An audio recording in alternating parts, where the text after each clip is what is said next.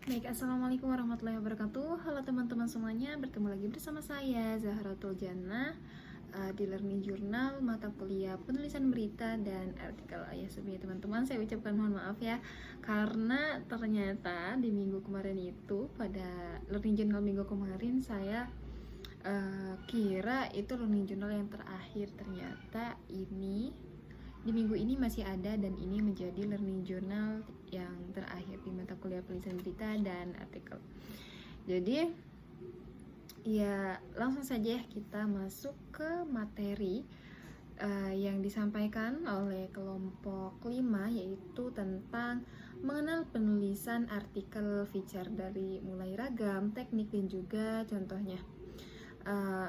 Yang pertama, kita ketahui dulu definisi feature.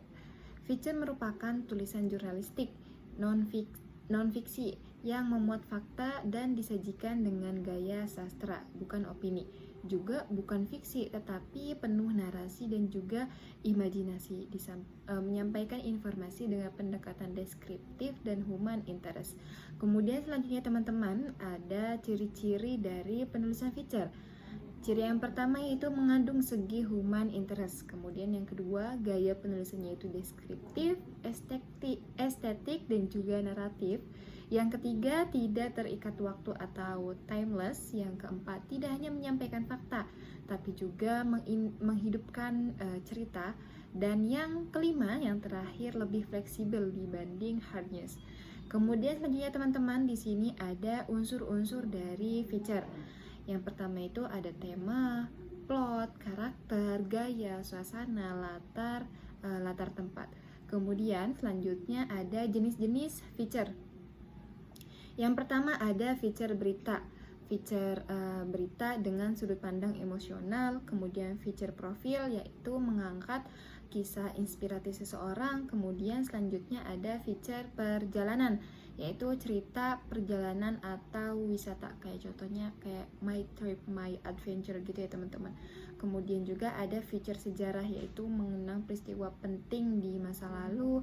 Ada feature how to do it atau panduan melakukan sesuatu. Juga feature human interest, yaitu cerita menyentuh sisi kemanusiaan. Kemudian selanjutnya teman-teman ada contoh dari jenis feature, dan disitu disebutkan dicontohkan oleh kelompok 5 di koran tentang kemandirian pemuda kampung Melayu Barat. Juga ada contoh feature yang berjudul coret-coret seragam sekolah dilarang. Kemudian selanjutnya teman-teman, di sini ada struktur penulisan pada feature. Yang pertama ada judul atau head.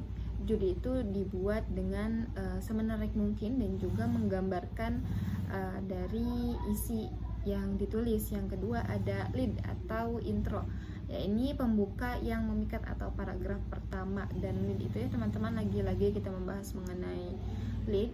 Lead itu bisa ditulis dari kutipan yang mengejutkan atau kutipan yang penting, juga dari pertanyaan.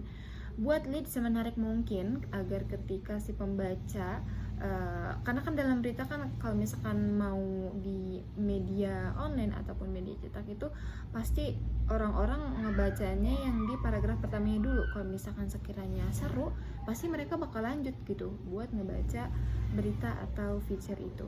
Kemudian yang ketiga ada bridge, yakni penghubung antara lead dan juga isi berita. Yang keempat ada body berita atau isi cerita, narasi utama. Dan yang terakhir ada ending, penutup yang kuat dan juga mengesankan. Adapun contoh struktur penulisan feature di sini di kelompok 5 ini mencontohkan dari koran yang berjudul Makam Syekh Mubarok Dilirik Jadi Potensi Desa.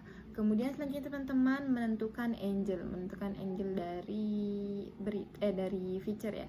Angle yaitu sudut pandang penulisan. Yang kedua, fokus pada satu tema atau topik kecil. Dan yang ketiga, teknik. Teknik seperti biasa ya teman-teman, menggunakan 5W+1H untuk menggali ide. 5W+1H, what, when, why, where, and how. Ya, kurang nggak? Ya, pokoknya seperti itu. Adapun tips untuk menentukan angle adalah yang pertama satu angle atau tulisan, brainstorming ide, juga cari hal paling unik dari sebuah peristiwa. Kemudian di sini sampailah kepada penutup dari pembahasan yang telah tadi disebutkan, bahwasanya feature merupakan tulisan jurnalistik naratif yang berbasis fakta. Kemudian juga feature menggabungkan data objektif dengan sentuhan emosional, menentukan human interest dan gaya bercerita harus mengikuti struktur dari mulai judul, lead, bridge, body, dan juga ending. Kemudian yang terakhir penentuan angle sangat penting agar tulisan ini tidak melebar kemana-mana. Jadi itu ya teman-teman, materi yang sangat singkat dan padat sekali yang saya sampaikan pada saat ini, karena saya hanya menyampaikan dari poin-poin pentingnya saja. Mohon maaf untuk kekurangannya. Wassalamualaikum warahmatullahi wabarakatuh.